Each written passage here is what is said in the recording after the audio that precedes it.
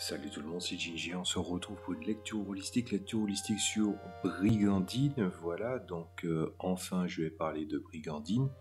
Je pensais vraiment que j'allais parler de Blue Rose à nouveau avant de parler de Brigandine, mais Brigandine est une gamme qui est assez courte, ce qui peut paraître un avantage et on aura le temps de le voir. Aujourd'hui on va explorer seulement le livre de base et ça m'a pris énormément de temps pour faire cette vidéo parce qu'à chaque fois j'oubliais certains principes. Donc je rappelle aux gens qu'est-ce que la lecture holistique, ça me permet d'aborder des livres de jeux de rôle, ça peut être des livres qui concernent des avis, des livres de campagne, même si je me suis pas trop prêté à l'exercice ces temps-ci, des livres de jeux de rôle, et en fait avant je donnais des notes, et cette fois-ci je ne donne plus de notes, je préfère conseiller aux gens qui vraiment pourraient s'intéresser au produit, donc à qui ça peut être intéressant d'avoir ce livre. Donc on va parler cette fois-ci de Brigandine de James Tornade, un jeu qui te permet de jouer dans des univers de Dark Fantasy. L'univers n'est pas fourni, je le dis d'ores et déjà. Donc, alors on va faire un petit peu ce que j'ai l'habitude de faire au début, c'est-à-dire que je vais donner mon avis directement de qu'est-ce que je pense de Brigandine. Le livre de base, la gamme, on va voir ça en conclusion de tous les trucs présentés. Alors, ce que je pense de Brigandine. Brigandine est un bon jeu. Brigandine est un excellent jeu. Et je pense que je peux me risquer à avancer ça, c'est-à-dire que certains suppléments, entre guillemets, rendent le jeu meilleur. Mais je pense qu'il intéressera avant tout les gens qui ont besoin d'un système et évidemment pas des gens qui souhaitent avoir un univers. Est-ce que c'est une qualité ou un défaut d'avoir ou pas un univers? Moi je dirais que ça se discute. Dans la même magnitude de pages, il y a le W système de luxe dont je n'ai de cesse de vous parler, qui fait 82 pages. Celui-là en fait 106, c'est ça? 105 pages. Et vu que c'est plus ou moins la même échelle, pourtant le W système de luxe n'a pas d'univers non plus, et pourtant c'est bien. Donc maintenant que j'ai présenté ça, on va parler du contexte d'obtention. Donc j'avais vu des actual plays de Christophe de la chaîne Pilule Rouge masterisé par Danny de la chaîne Ratburger. J'ai même participé à un hors-série parce qu'on ne pouvait pas faire un épisode de la Cité Perdue parce que je crois qu'il manquait quelqu'un. Et du coup, j'ai pu tester tout en sachant que j'avais demandé à Danny ce qu'il pensait du jeu brièvement aussi. Et après, je me suis décidé, puisque je crois que le jeu il était en promo sur un magasin. Voilà, et donc du coup, j'ai pris l'intégralité de la gamme. Encore une gamme que j'ai en entier. Donc, est-ce que je regrette? La réponse est non, parce que on va déjà commencer maintenant par parler de choses plus importantes. Allez, c'est parti. Donc du coup, on va déjà regarder les inspirations et les remerciements. Je pense que c'est très intéressant parce que ça va être une grosse partie de l'argumentation que j'aurai là-dessus. Alors, inspiration et remerciements, Warhammer, première et seconde édition, Donjons et Dragons, Rêve de Dragon, Tranchons et Dragons, première édition, Savage Worlds. Le livre dont vous êtes le héros, toutes les incarnations du magazine Casus Belli, Wikipédia, Game of Thrones, le dictionnaire des synonymes du Crisco, les différents dictionnaires de rimes, les fables de La Fontaine, le forum Casusto et les vidéos de gens qui se battent en armure sur YouTube. Le système de Brigandine est très très proche de Warhammer première et seconde édition du fait que ça fait partie des inspirations, mais je trouve que c'est un bon point. Les systèmes d'essence sont quand même bons, et même si j'ai dit que ça s'inspirait de Warhammer, vous aurez l'occasion de le voir si vous venez à explorer le livre. Par exemple, la présentation des classes, c'est peut-être un des points les plus gênants. On voit quand on présente des classes que tu as quand même un petit peu déjà vu. Voilà, je pense que le but de l'auteur, je vais pas être présomptueux, je vais juste me baser sur ce que j'ai vu, mais j'ai l'impression que le but de l'auteur, c'était plus de bricoler un système, de faire un système, plutôt que de fournir en fait un univers avec, ce qui est évident parce qu'il n'y a pas d'univers, mais ce que je voulais dire aussi, c'est que c'est un jeu qui te permet de jouer des éléments de Dark Fantasy avec un système approprié. Je rappelle que Warhammer première et seconde édition, c'est assez vénère, avec certaines fulgurances au niveau de son système, que je trouve certains points atypiques. Et ça a montré aussi que, un peu à l'instar de ce que je veux faire avec mon premier jeu de rôle, que le dessin a encore de belles années devant eux, et avec 100 facettes, il y a bel et bien des moyens de pouvoir raconter énormément de choses, que ce soit dans les réussites, les échecs, mais aussi de par des mécanismes. Et c'est un gros point qui vient déjà pour Brigandine. Utiliser un système à la Warhammer, ça fonctionne. Mais la raison pour laquelle j'ai eu énormément de mal à préparer cette vidéo, c'est parce que j'ai lu le livre. Puis j'ai eu l'impression d'avoir oublié d'un élément dans le livre qui était nécessaire à noter. Puis je l'ai réoublié. Puis ensuite j'ai essayé. Et puis en fait, au bout de la 8e fois, je me suis rendu compte qu'au niveau de la 8e lecture, le problème n'est pas que j'oublie des notions. Le problème, et ce que je vais dire n'est pas un gros mot, c'est que ce jeu, il est patchworké. Il y a des éléments qui sont inédits, il y a des choses qui ont été faites avec des idées qui sont pertinentes, efficaces, qui permettent, le système de combat permet de maintenir un certain suspense. Le jeu, il est bien et il y a bel et bien des idées originaux dedans. Cependant, on voit quand même les influences d'autres jeux, et bien qu'on utilise le mot inspiration, ben c'est pas forcément que des inspirations. Hein, je rappelle, je fais la différence entre l'inspiration et le pompage. Tout en sachant que le pompage, dans l'absolu, ben, je trouve que c'est quelque chose qui peut être très très hostile à un univers, sauf qu'il n'y a pas d'univers, d'où le fait que ça fonctionne. L'inspiration, c'est être en face de quelque chose et que ça t'amène des émotions, des réflexions, des conclusions qui vont te permettre de sublimer ce que tu as à faire en face. Je vais donner un exemple pour que vous puissiez comprendre que pourquoi ce n'est pas un défaut forcément le pompage. Voilà, c'est que par exemple, prenez Saint Seiya. Il y a des gens qui veulent adapter Saint Seiya en jeu de rôle. Eh ben, leur but dans Saint Seiya, quand ils veulent faire un jeu de rôle Saint Seiya, c'est que ça ressemble à un épisode de Saint Seiya, une saga, un arc narratif de Saint Seiya, que le traitement des personnages, tous ces éléments-là, sont dans le canon esthétique et aussi fictif de l'univers. Et là, il ne faut pas y couper, il y a certains éléments que tu vas devoir pomper allègrement. Donc, tout en sachant que les fans de Saint Seiya sont très disparates, ils auront quand même des visions différentes tout en reprenant la même idée. Vous voyez ce que je veux dire par là? Donc, le pompage n'est pas forcément mauvais, et surtout dans ce cas-là. Mais ça a fait que, comme j'ai déjà lu ça quelque part, je me suis dit, merde, j'ai déjà lu ça quelque part, est-ce que ça fait partie du livre ou pas? Et j'ai eu très très souvent cette impression. Ce que ça veut surtout dire, c'est que j'ai lu énormément de livres de jeux de rôle, et que j'ai vu aussi énormément d'idées être prises dans d'autres jeux qui ont été pris d'autres jeux, et du coup ça crée cette chaîne-là.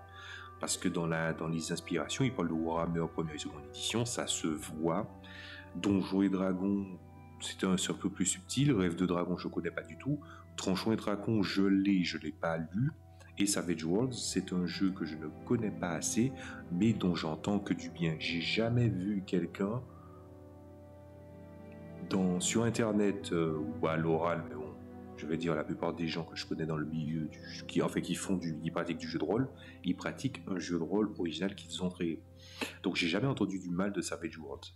Bref, on s'écarte un petit peu du sujet, je me permets de consulter le livre pour les raisons énoncées, c'est-à-dire que ça revient. C'est difficile de se rappeler certaines choses. Là, on te présente la création de personnages. S'il y a un truc qu'il faut savoir, c'est que le livre, il est simple à explorer, à aborder. Il y a une certaine proximité que l'auteur a avec ses lecteurs, c'est-à-dire qu'on sent qu'il veut vraiment s'adresser à la personne, non pas pour lui en mettre plein la vue, ou pour essayer de rentrer dans un univers pour montrer que oui, le livre a quelque chose de spécial. Il veut montrer, et j'ai l'impression que l'auteur préfère la proximité et la présentation des règles et des compétences de manière concise. Et c'est un bon point, c'est un très bon point. Voilà.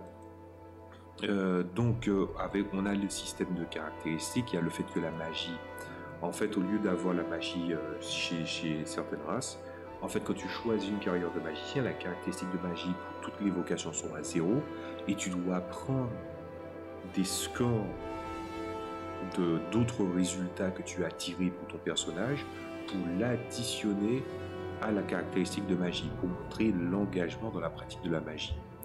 Donc jusque-là, c'est plutôt pas mal. Je trouve que c'est vraiment bien. Ensuite, ça fait beaucoup penser à du Warhammer, hein, c'est-à-dire qu'il y a des caractéristiques réparties de manière équitable chez chacune des races, mais différemment. Et en fait, les races ont un atout qui va permettre de compenser.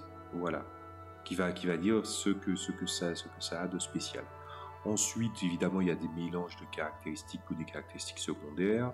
Et un des points les plus importants, selon moi, c'est il a viré les alignements et il les a remplacés par des figurations allégoriques des animaux. Voilà. Donc tu vas dire, oui, mon personnage, c'est un lion. Et la symbolique du lion, dans ses qualités comme ses faiblesses se présente. Ça donne évidemment des caractéristiques aussi. Et ça en enlève quelques-unes. Petite repart pour ma commodité personnelle, c'est que je trouve dommage que toutes les symboliques d'animaux ne figurent pas dans le livre de base. Il a sorti un livre qui s'appelle le livre du compagnon, qui rajoute des éléments, et ça aura l'air de chipotage comme critique, mais je pense que après réflexion, c'est pas ma première prise. Après réflexion, je n'aime pas ce sentiment que j'ai en explorant certains livres récents, du genre Modern Age, Fantasy Age et Brigandine aussi. C'est-à-dire qu'il y avait des façons de faire des livres où tu sentais que les livres ils étaient beaucoup plus épais avant, que tu présentes un nouveau jeu, c'était vraiment plus fat. Et là, on te présente un système avec 100 pages, donc il y avait de la marge. Et puis soudainement, on te rajoute des règles, et puis en fait, quand tu regardes les règles, tu te dis mais en fait, il a pris les autres éléments de ses inspirations. Voilà. Je ne dis pas ça avec méchanceté, mais c'est vrai que c'est un peu agaçant. Voilà, c'est un peu le même du gars là. Voilà. Ouais, ça, c'est un peu cet effet-là que ça me fait. Mais j'aurais aimé par commodité que toutes les symboliques viennent à être dans le livre de base. Malheureusement, ce n'est pas le cas. Je ne pense pas depuis le temps qu'il y aura une version révisée, mais par contre il y a une seconde édition de Brigandine qui est en préparation. Donc est-ce que le système va changer ou non, ou est-ce que ça va être l'aboutissement de l'étude de nombreux éléments qu'on a vus chez Brigandine, le livre de base, et que du coup il va faire une version beaucoup plus améliorée, ça serait bien. Mais le coup de faire des livres qui sont plus petits et ensuite sortir au livre du compagnon, et puis il y a des règles qui sont où tu te dis ouais mais ça aurait pu figurer dans le livre de base, même en tant que règle officielle, ça aide. Voilà. Et puis il y a aussi d'autres éléments que je ne vais pas traiter puisque il s'agit du livre du compagnon. C'est pas le livre du compagnon qu'on est en train d'évaluer, de critiquer, appelez ça comme vous voulez. Ensuite les carrières, ça c'est un autre mauvais point, mais je sais pas si je dois lui accorder ce mauvais point puisque il te présente des carrières dans Warhammer première édition, puisque c'est quand même un élément de référence que je vois dans le livre. On t'explique en 3 paragraphes à peu près, 3 petits paragraphes, suivis d'une petite illustration. Bon, la petite illustration, on verra si on peut s'en passer à côté, parce que je voulais des choses à dire là-dessus aussi.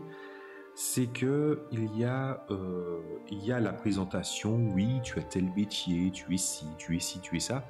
Et en fait, même si tu n'es pas dans un univers donné, ça aurait été bien d'expliquer quelle est la place de cette classe-là, non pas par secteur, mais littéralement dans un univers vraisemblable que tu pourrais simuler. Et tu n'as pas besoin d'un univers, parce que moi j'ai fait la remarque, l'univers n'est pas fourni, des gens pourront prendre ça pour une critique, d'autres pas. Moi je pense que je n'ai pas fait la remarque par exemple à EW System Deluxe, parce que de toutes les façons ils simulent le même univers. Là encore, je veux pas que ça tourne à la comparaison, tout ça pour dire que malheureusement il n'y a pas assez de description. C'est un jeu qui est bien, c'est un jeu qui est génial avec des règles très simples. Pourtant le livre du compagnon va encore simplifier les règles, mais pour moi je me dis ouais, t'avais pas besoin de tant que ça de les simplifier. Mais je trouve que ce livre il est avare sur de très très nombreux points. Je ne sais pas, je connais pas les circonstances de création. Est-ce que c'est un Kickstart? Je peux me renseigner, force de constater. Donc j'aurais pu me renseigner. Mais est-ce que c'était un Kickstarter? Est-ce que c'était limité dans le temps? Est-ce que c'était au terme de concours? Et puis finalement il a sorti le truc? Je ne sais pas. Mais des illustrations, ce livre, il est très très très radin. Il n'y a pas d'illustration, il y a du texte.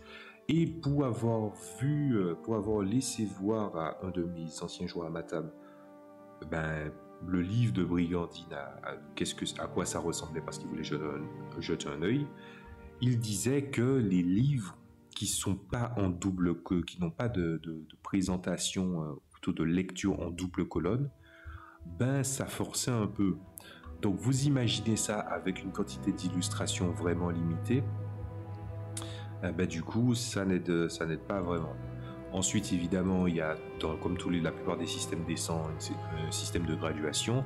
Celui des armes, je le trouve très intéressant, le système des armes. En fait, c'est simple, vous réussissez, et c'est le score aux unités de votre nombre qui va déterminer combien de dégâts ça fait.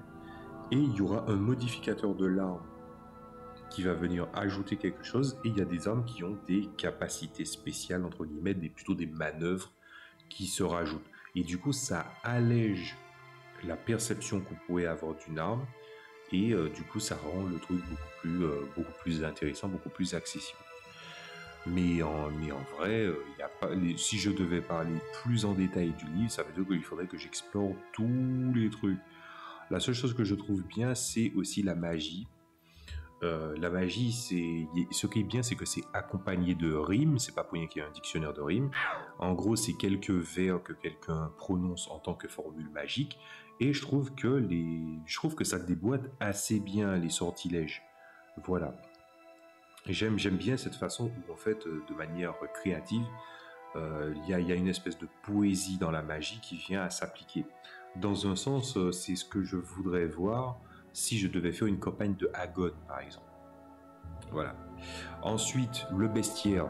Bon, là, on commence aussi à arriver au point où c'est vraiment dommage. Le bestiaire est intéressant. Le bestiaire, c'est du déjà vu. Et aussi, le bestiaire, il n'y a pas d'illustration. Il y a juste une phrase pour décrire la créature. Je vous l'ai dit que c'était avare. J'essaie vraiment de dire du bien du jeu, et le jeu, il est bien. Je ne dis pas oui, mais le jeu, il est bien, mais il est avare. Je pense qu'on pourrait retenir tout ça des vidéos. Et puis, en plus, je n'ai même pas parlé du fait des races jouables. C'est vrai que j'ai dit, il y a des races, machin. Heureusement que ça ne fait plus partie de moi. Pendant un moment, je voulais un moment, quand je devais analyser à l'époque où je faisais des notes, que j'enlevais des points quand on me parlait d'humain, elfe, hobbit, gnome, orc, demi-orc. Parce que d'accord, Tolkien, d'accord, c'est des trucs des Dungeonverse, mais c'est à un moment, ça serait bien d'innover un peu. Mais est-ce que le but du livre était d'innover? Moi, j'ai plus l'impression que le but de la personne, c'était de prendre une structure existante qui était déjà très solide, pour ensuite lui donner de l'identité, du caractère, pour faire vivre ce genre d'aventure. Donc, vous voyez bien que c'est pas un livre qui a été fait par quelqu'un qui est fainéant. C'est quelqu'un qui avait vraiment envie de cibler le travail qu'il avait envie de faire. Et c'est vrai que le fétichisme de l'objet du livre pousse des fois, au travers de quelques illustrations, à donner de l'identité aux œuvres, et qu'il y a bel et bien une identité dans l'esthétique de Brigandine, mais le fait qu'il y ait très très peu d'illustrations, bien que c'est des transitions, c'est des images pour faire la transition entre des sections, ça n'aide pas.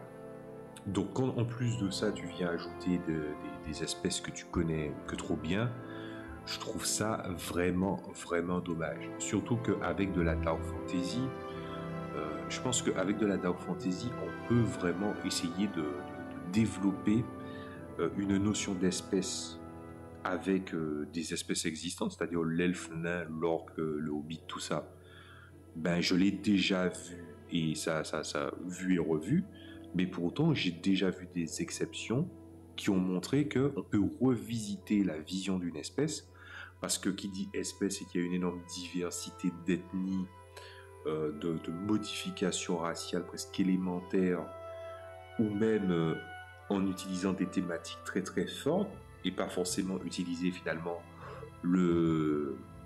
c'est pas le biais, mais comme élément fondateur la civilisation que tu vas explorer, que ce soit une civilisation inspirée par nous, hein, parce qu'il faut toujours avoir un regard sur l'altérité. Ben, qu'est-ce que je peux dire d'autre? Ben, en fait, ce que je dois explorer en détail, je peux pas.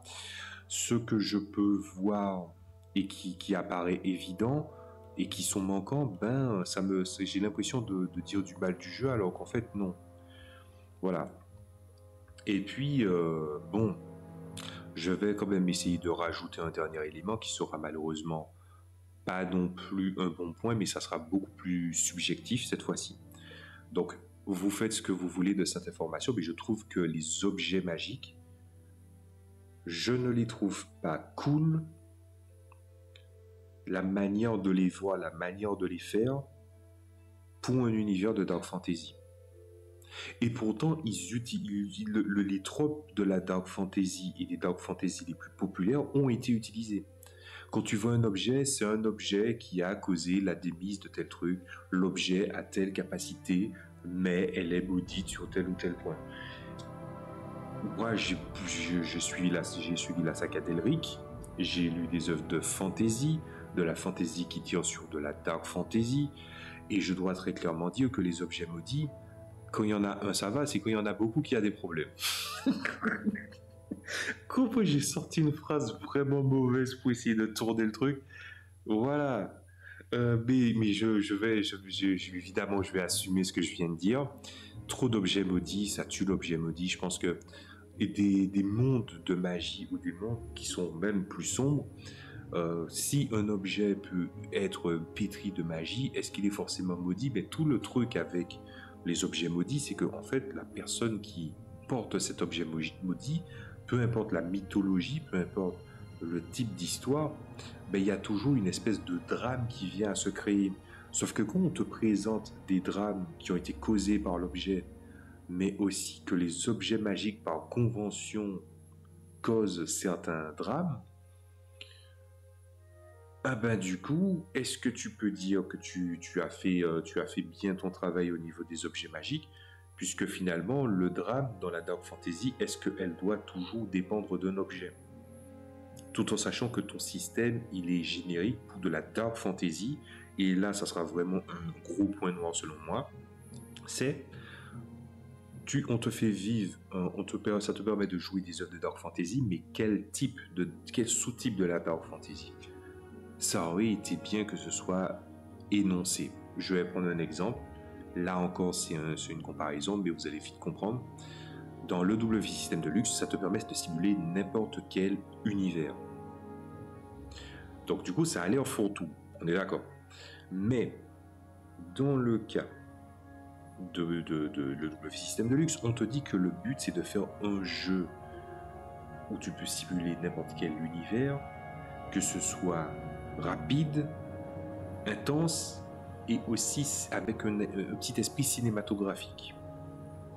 Donc l'intention de l'auteur n'est pas, en fait, il plane au-dessus du genre abordé, c'est-à-dire tous, en donnant une intention précise qui est de donner un style rapide, intense, cinématographique. Brigandine, ça te permet de jouer de la Dark Fantasy. Quel sous-type de la Dark Fantasy? Et si on pouvait parler par exemple même de variation dans la fantasy, où on peut jouer des choses plus lumineuses, je pense que c'est possible, ben je trouve que le fait de donner des objets qui sont maudits dans un monde de sueur et de crasse, voilà, hein, et de sang et d'acier, ben je trouve ça bien dommage que tous les objets soient maudits. Et si en fait il y a des compétences genre l'artisanat, qu'est-ce qui va plus motiver les joueurs, à votre avis? Est-ce que finalement, parce que ça aussi, on en parle, c'est vrai que je n'en parle pas assez parce que je parle que très rarement de combat alors que j'ai énormément de choses à dire sur ce sujet, mais est-ce que tu vas aller donner comme ultime récompense, et surtout quand tu dois conquérir certaines péripéties ou certaines épopées avec ce que tu as comme ressources, est-ce que la personne va se risquer à utiliser un objet magique? Et un MJ bien avisé pourrait dire, ouais, mais tu sais, il peut ne pas le savoir que l'objet est magique. Mais est-ce que tu penses qu'à un moment, il ne s'en rendra pas compte ou quelqu'un de son groupe ne s'en rendra pas compte? À un moment, si. Et du coup, en fait, ça serait plus comme une espèce de maladie qui s'insinue dans le groupe pour être un antagonisme. Et un antagonisme qui est froid. Et un antagonisme qui a un but qui est surtout narratif et pas forcément un but qui est spécialement utile, parce que si on devait prendre un bon exemple de la Dark Fantasy genre Berserk, ben par exemple quelqu'un qui viendrait par exemple à se battre avec son arme, ben qu'est-ce qui l'empêche de forger une arme d'élite, une arme plus machin? Je vois mal un meneur de jeu l'empêcher, mais bon, on ne sait jamais. Et puis qu'en fait, au fur et à mesure qu'il finit par combattre des monstres, je prends l'exemple de l'arme de Guts, ben, par exemple, à force de tuer des démons de l'avarice, ben, que l'épée puisse avoir un pouvoir et sans de contrepartie derrière. Ce qui montre que ce qui fait l'essence même de la magie et des objets magiques dans la Dark Fantasy, c'est pas la tragédie de l'objet. C'est vraiment l'objet est censé montrer une certaine étape, une certaine identité et voire même une certaine résolution forgée et évoquée, voire même incarnée par un objet. On pourrait dire que peut-être que je pousse le truc un peu loin, mais c'est les premières réflexions que j'ai eues quand j'ai vu les objets. Et je trouve ça malheureusement très dommage. Ensuite, pour le système de carrière, donc la progression, si tu veux te respécialiser, je crois que ça ressemble beaucoup à du Warhammer première édition, donc il n'y a pas grand chose à dire. Mais à part de ça, je pense que j'ai fait le tour. Je pensais que ça allait prendre moins de temps que ça. Donc on va essayer de conclure. Qu'est-ce que je pense du jeu? Le jeu, il est bien. Le problème avec le jeu, c'est qu'il est avare. Vous avez vu pour le dernier cas, j'ai été très précis sur le problème que ça pouvait causer de manière littéraire, narrative, mais aussi sur l'intérêt des joueurs. Tu dis à des joueurs, c'est comme, tu sais, ça fait beaucoup penser à, pour avoir lu ça énormément, à des meneurs de jeu qui, en fait, veulent toujours refourguer des objets maudits aux joueurs parce que ça fait une belle histoire, et que les joueurs, ben, dès qu'ils se rendent compte que l'objet est maudit, ben, ils la virent. Et puis après, oui, mais l'objet, il a une emprise sur toi. Il réussit son test. Ouais, mais tu sais, il réussit son test. Il réussit son test. Et à un moment, je pense que les joueurs vont en avoir marre parce que je sais que tu ne dois pas trop. Je sais qu'il y a des moments où tu ne dois pas trop insister à vouloir refourguer quelque chose à un joueur, surtout si il sait que c'est néfaste. Voilà. Donc, mis à part ce dernier point qui est vraiment venu de ma réflexion, ben, peut-être que ce problème-là, qui peut ne pas être un problème aux yeux des autres, mais n'empêche que le jeu, il est bien, le jeu, il est avare sur certains trucs, et je pense que l'absence de l'univers n'est pas du tout un problème. Voilà, la preuve, ça m'a inspiré un scénario de one-shot. Donc moi, ce que je vous dis, c'est évidemment le jeu, il est très très bien. C'est vrai que j'aurais pu parler du prix, mais le prix varie d'un magasin à un autre. Donc, on va voir ça après. Moi, je vous dis à la prochaine fois pour vous parler du prochain livre. Ça sera le livre du compagnon. Ça sera déjà un peu plus court que cette lecture holistique. Je vous dis à la prochaine fois. Salut à tous.